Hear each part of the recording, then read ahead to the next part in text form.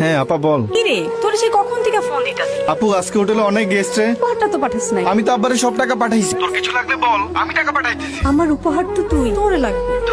কি যে কস। আজকাল পর থেকে আর তোরে জ্বালাবো না।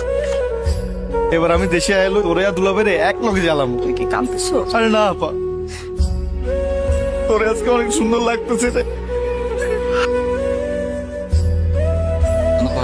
উফ, শুনছিলাম বাচ্চা হওয়ার সময় 21টা হাড্ডি ভাঙলে যেমন ব্যথা লাগে তার তো বেশি বেশি ব্যথা হয়। আমি এত ব্যথা সইতে আর আমি তোমার পাশে নাই।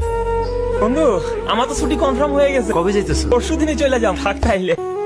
আমি বোধহয় সে অবাক ছিলাম যে চাইলেও বাড়ি যেতে পারে না। আম্মা কাগজপত্র সব জমা দিয়ে দিস, আকামাটা পাইলি এবার চলে আসবে।